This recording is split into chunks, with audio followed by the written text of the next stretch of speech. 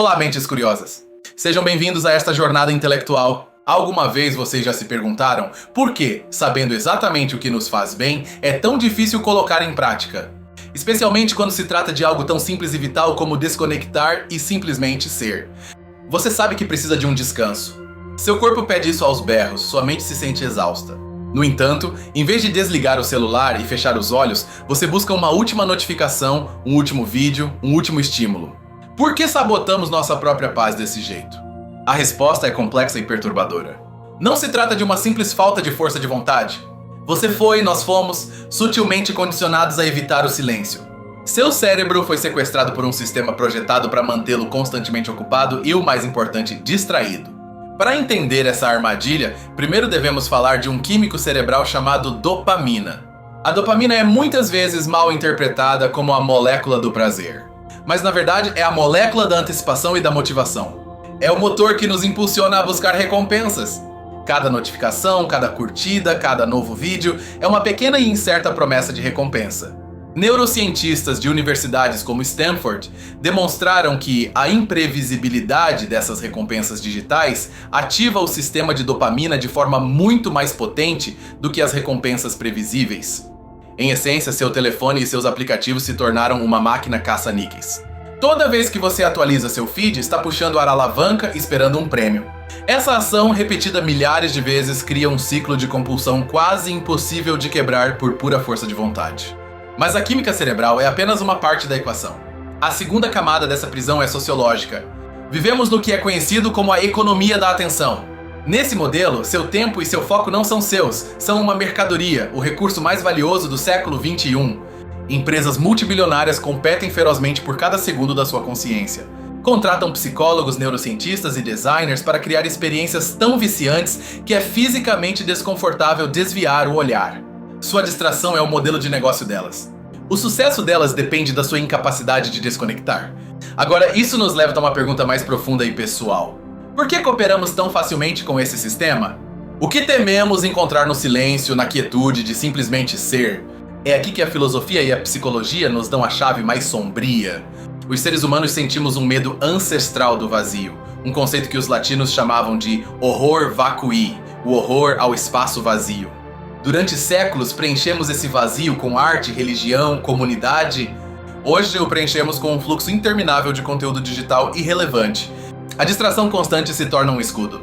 Ela nos protege de confrontar as grandes perguntas. Estou feliz com minha vida? Tenho um propósito? Quem sou eu realmente sem minhas posses, meu status ou meu perfil online? O ruído exterior abafa a voz interior incômoda. Um estudo sobre privação sensorial demonstrou algo fascinante. Muitos participantes preferiam administrar a si mesmos choques elétricos dolorosos a ficarem sozinhos com seus pensamentos sem estímulos. Pense por um momento. Preferimos a dor física à quietude mental. É assim que nosso medo é profundo. Além disso, nossa cultura tem glorificado o estar ocupado. Interiorizamos a ideia de que nosso valor como pessoas é diretamente proporcional à nossa produtividade. Descansar parece um fracasso. Não fazer nada é quase um pecado na religião do trabalho e do desempenho. Essa mentalidade, frequentemente chamada de cultura da correria ou hustle culture em inglês, nos diz que cada minuto livre deve ser otimizado, monetizado ou utilizado para o aprimoramento pessoal. Simplesmente existir sem um objetivo produtivo tornou-se um ato de transgressão. Assim temos um coquetel tóxico. Por um lado, uma tecnologia projetada para criar vício. Por outro, uma cultura que nos envergonha por descansar. E, no fundo, nosso próprio medo do que poderíamos encontrar se pararmos. É a tempestade perfeita para uma mente exausta. Isso cria um fenômeno que sociólogos como Jean Baudrillard denominaram hiperrealidade. A hiperrealidade é uma simulação ou cópia da realidade que se torna mais real, mais atraente e mais desejável que a própria realidade. Pense nisso como um filtro de Instagram para toda a sua existência. No mundo digital, podemos curar nossa identidade, silenciar o que é chato e amplificar o que é emocionante. A vida real, com sua desordem, sua dor e seus momentos de quietude, não pode competir. Tornamo-nos viciados não apenas no estímulo, mas em uma versão falsa e aprimorada da vida. Desconectar, portanto, parece um exílio. É abandonar o mundo vibrante da hiperrealidade para voltar a uma realidade que aprendemos a perceber como monótona e decepcionante. É um ato de bravura que exige reaprender a encontrar a beleza no imperfeito e no real. Vamos ver por quê. O cérebro é incrivelmente plástico, o que significa que ele muda e se adapta de acordo com como usamos. O consumo constante de conteúdo rápido e fragmentado treina nosso cérebro para desejar mais do mesmo. Perdemos a capacidade de nos concentrar em tarefas longas e profundas. É o que alguns autores chamam de leitura superficial, onde escaneamos informações em busca de palavras-chave em vez de mergulhar no significado. Isso se estende além da leitura. Vivemos em uma vida superficial, escaneando momentos em busca de estímulos em vez de vivê-los plenamente. Então, há uma saída dessa prisão invisível? Sim, há, mas não é uma solução rápida nem um aplicativo novo. É uma mudança fundamental de perspectiva. Trata-se de entender que a luta não é contra a tecnologia, mas pela soberania da sua própria consciência. O primeiro passo é o reconhecimento consciente. Toda vez que você sentir o impulso compulsivo de verificar seu telefone, faça uma pausa. Reconheça a sensação. Não a julgue. Simplesmente observe-a. Este pequeno ato de metacognição, que é pensar sobre seu próprio pensamento, é o princípio da liberdade. O segundo passo é redefinir o tédio. Aprendemos a temer o tédio, mas na verdade ele é a antessala da criatividade e da introspecção. É nesses momentos de aparente inatividade que seu cérebro processa informações, conecta ideias e resolve problemas em segundo plano. Permitir-se ficar entediado é como deixar a terra de um campo descansar. Não parece produtivo, mas é absolutamente essencial para que algo novo e significativo possa crescer. Abrace esses momentos de quietude em vez de fugir deles. São um ato de fertilização mental. O terceiro passo, e talvez o mais radical, é praticar a arte de não fazer nada. Isso não significa meditar por horas, embora possa ajudar. Significa simplesmente sentar em um banco e observar o mundo passar, sem um propósito, sem um objetivo. Significa ouvir um álbum de música sem fazer mais nada. Aqui chegamos ao clímax da nossa reflexão. No contexto atual, desconectar e simplesmente ser não é um ato de preguiça nem de autoajuda barata. É um ato de rebelião. É uma declaração política e filosófica. É a recuperação do seu recurso mais precioso, sua atenção. É dizer ao sistema que sua mente não está à venda. Que sua consciência não é uma mercadoria a ser explorada. Que você escolhe a profundidade sobre a superficialidade, a realidade sobre a simulação e a paz interior sobre a validação externa. É o ato de resistência mais silencioso e ao mesmo tempo o mais poderoso. Em resumo, a razão pela qual é tão difícil para nós desconectar é porque estamos presos em uma rede de ciclos de dopamina, pressão social e um profundo medo da introspecção. É uma prisão cujas paredes são invisíveis e cujas grades nós mesmos ajudamos a forjar. Obrigado por me acompanhar nesta análise profunda. Lembrar a natureza de nossa jaula é o primeiro passo para encontrar a liberdade dentro dela. Não se trata de destruir a jaula, mas de aprender a abrir sua porta à vontade. Se este vídeo te fez refletir, inscreva-se para mais explorações da mente e da sociedade. E agora quero saber sua opinião. Comente abaixo qual é o seu maior obstáculo para desconectar e simplesmente ser. Pensemos na arquitetura de nossas vidas.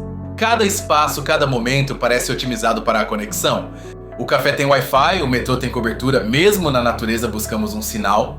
Eliminamos os espaços vazios, onde a mente costumava divagar, sonhar e processar sem rumo. Esse design ambiental cria uma expectativa constante de disponibilidade. Sentimos uma obrigação social de estar sempre contactáveis, sempre prontos para responder. O silêncio digital de outra pessoa pode ser interpretado como raiva ou desinteresse. Essa pressão social é um guardião poderoso da nossa prisão. Antropólogos do futuro poderiam ver nossos telefones não como ferramentas, mas como objetos rituais. Nós os consultamos ao acordar, antes de comer, em momentos de incerteza social. São um amuleto contra o demônio do tédio e da solidão, um rosário digital que nos conecta à divindade da informação. O paradoxo é que essa hiperconexão muitas vezes leva a uma desconexão mais profunda. Conectamo-nos com avatares e perfis, mas nos desconectamos das pessoas sentadas ao nosso lado. Desconectamo-nos do nosso próprio corpo, ignorando seus sinais de fadiga e estresse em favor do estímulo digital. Existe um conceito em psicologia chamado dissonância cognitiva. É o desconforto mental que sentimos quando nossas ações contradizem nossas crenças. Sabemos que desconectar é bom, mas não o fazemos. Para reduzir esse desconforto, muitas vezes mudamos nossa crença. Nos convencemos de que precisamos estar conectados. Frases como "é por trabalho", "tenho que estar informado" ou "é minha única forma de relaxar" são justificativas que nossa mente cria para aliviar a tensão entre o que sabemos ser saudável e o que nossa compulsão nos dita. são as grades lógicas que reforçam nossa célula. Agora consideremos o impacto em nossa memória. Pesquisas em neurociência sugerem que a consolidação da memória, o processo de converter experiências em memórias de longo prazo, ocorre durante os períodos de descanso e reflexão. Quando eliminamos o tempo de inatividade, dificultamos nossa capacidade de lembrar nossas próprias vidas. Nós nos tornamos seres que consomem experiências em vez de vivê-las. Viajamos para tirar a foto, vamos a shows para gravar o vídeo. A experiência em si se torna secundária à sua documentação digital. A lembrança que guardamos não é a sensorial, mas sua pálida cópia em uma tela.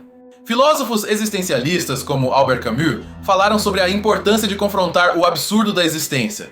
É na quietude que muitas vezes sentimos essa vertigem existencial. A distração constante é uma forma de fugir dessa confrontação fundamental, de pretender que a vida tem um roteiro claro e não uma tela em branco. Assim, o ato de ser é também um ato de aceitação. Aceitar a desordem, a incerteza, a falta de respostas.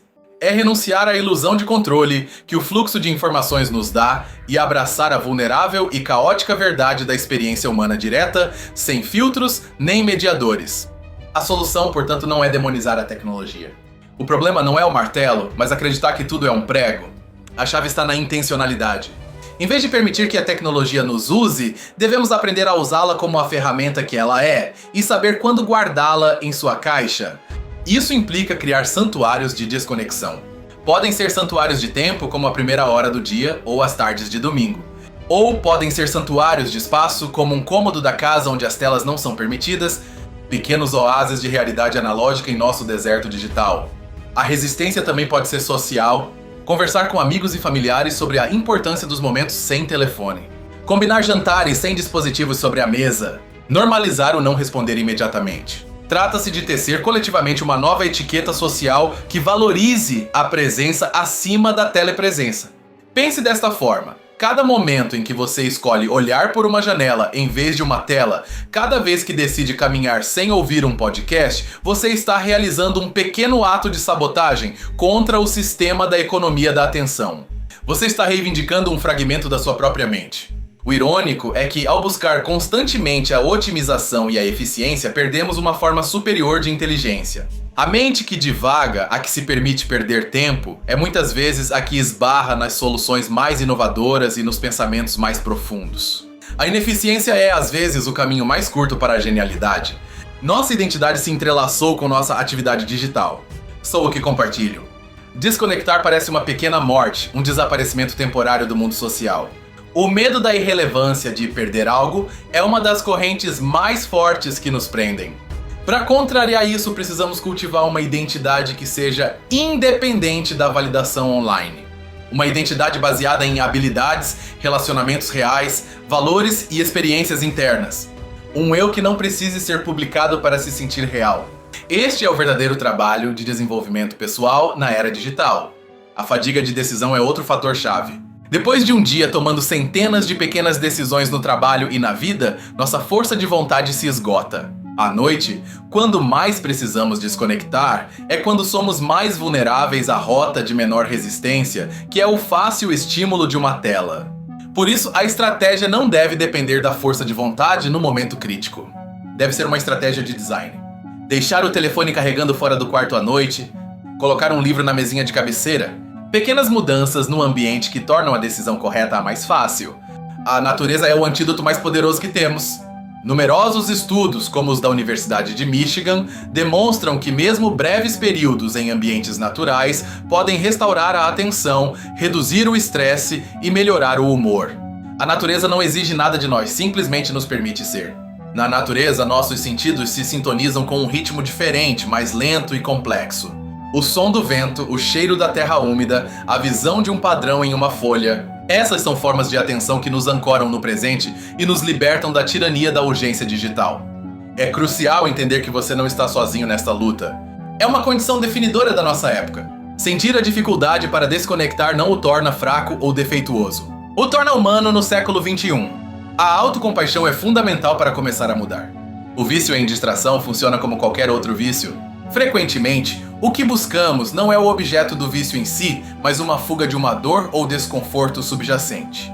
Pergunte-se, de que estou fugindo cada vez que pego meu telefone sem pensar? Aceitar que temos um problema é o primeiro passo. Não um problema moral, mas um problema de design entre nosso cérebro paleolítico e um ambiente digital sobre-humano. Não somos feitos para esse nível de estímulo, e reconhecer essa incompatibilidade é libertador. O silêncio não está vazio, está cheio de respostas.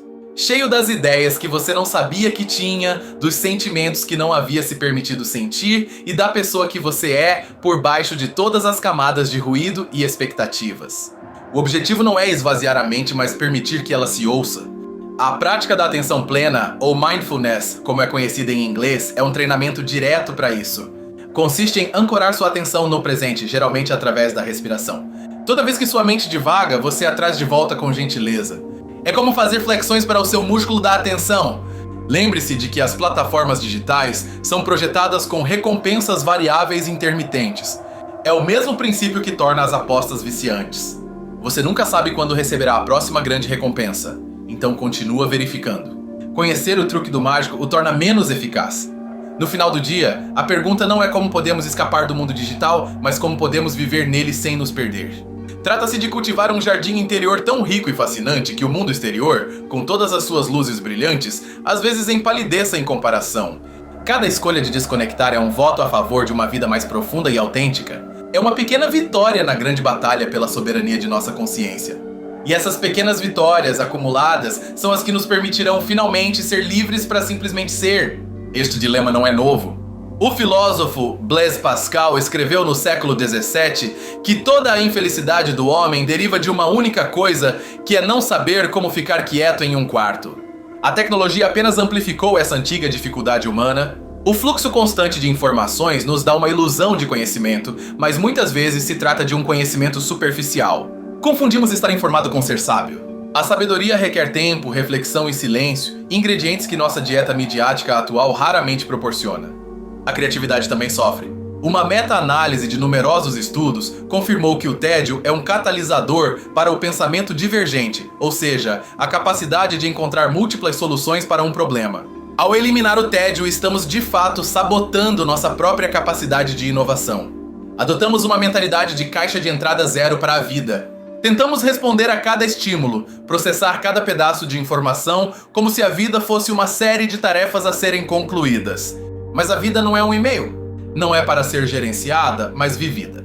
A capacidade de estar sozinho é um sinal de maturidade emocional. Permite-nos processar emoções, entender a nós mesmos e desenvolver uma resiliência interna. Se sempre dependemos da distração externa para regular nosso estado de humor, tornamo-nos incrivelmente frágeis. A linguagem que usamos revela nossa mentalidade. Falamos em gastar o tempo como se fosse uma moeda, mas talvez o tempo não seja para gastar, mas para habitar.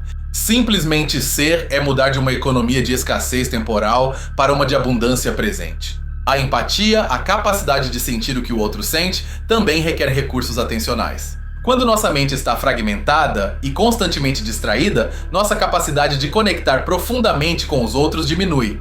Tornamo-nos mais ensimesmados, presos em nossa própria bolha de estímulos. Inclusive nosso sono é afetado. A luz azul das telas suprime a melatonina, o hormônio do sono. Mas, para além da biologia, levar a ansiedade do mundo digital para a cama cria um estado de hipervigilância que impede o descanso profundo e reparador de que precisamos. Assim, a incapacidade de desconectar não é um problema isolado. É um nó górdio que afeta nossa saúde mental, nossos relacionamentos, nossa criatividade e nossa própria percepção da realidade. Curtá-lo requer uma decisão corajosa e um esforço consciente. Não se trata de uma luta entre o bem e o mal, entre o real e o virtual. Trata-se de equilíbrio. Trata-se de ser cidadãos de ambos os mundos, o digital e o analógico, com a sabedoria para saber o que cada um nos oferece e quando é o momento de cruzar a fronteira. Reivindicar nossa atenção é reivindicar a autoria da nossa própria vida. É decidir ativamente a que damos importância, o que deixamos entrar em nossa mente e que histórias definem nossa realidade. Sem essa capacidade de escolha, somos meramente personagens no roteiro de outra pessoa. Curiosamente, quanto mais confortáveis nos sentimos em nossa própria companhia, menos precisamos da validação constante dos outros. A desconexão se torna não uma privação, mas um luxo. Um espaço sagrado para recarregar e reconectar com o nosso núcleo. Da próxima vez que sentir o impulso de preencher um momento de silêncio, experimente. Resista por apenas 1 minuto. Observe o que acontece. Pode ser desconfortável no início, Mas nessa incomodidade frequentemente se encontra a semente de uma descoberta importante sobre você mesmo. Recuperar a capacidade de ser é como recuperar um superpoder que você não sabia que havia perdido. O poder de estar presente. O poder de pensar com clareza. O poder de conectar genuinamente. O poder de ser o dono da sua própria mente. A sociedade moderna criou uma fome de estímulos e nos oferece um banquete infinito de junk food para a mente. Desconectar é aprender a ignorar esse banquete e começar a cultivar nosso próprio alimento nutricional para a alma, através da reflexão, da criatividade e da conexão real. Finalmente, o ato de ser não é passivo. É um ato de atenção radical. É dedicar à sua própria existência a mesma atenção indivisa que as corporações desejam. É olhar para a sua vida e dizer: isto é suficiente. Eu sou suficiente. E nesse momento a prisão invisível se dissolve. Em conclusão, resistimos à quietude porque um sistema econômico e cultural nos empurra para o ruído e nossa própria psicologia nos faz temer o silêncio. É uma armadilha perfeitamente desenhada, mas entender seu mecanismo é o mapa para escapar dela. A verdadeira revolução do nosso tempo pode não ser tecnológica, mas uma revolução da consciência. Uma rebelião massiva e silenciosa onde milhões de pessoas decidem conscientemente desligar o ruído e sintonizar com a profunda e tranquila música do seu próprio ser. É escolher a calma, é escolher a força. Escolher o silêncio é escolher a clareza. Escolher ser é escolher ser livre. A decisão, como sempre, reside no único lugar onde ninguém mais pode entrar, o santuário silencioso da sua própria vontade. Obrigado por me acompanhar neste mergulho profundo nas complexidades da nossa mente moderna. Foi uma honra explorar essas ideias com você. Espero que tenha lhe proporcionado tanta clareza quanto a mim. Se esta análise ressoou com você, inscreva-se e ative o sininho para não perder futuras jornadas intelectuais. Seu apoio nos permite continuar criando conteúdo que desafia e expande nossa perspectiva. Junte-se à conversa.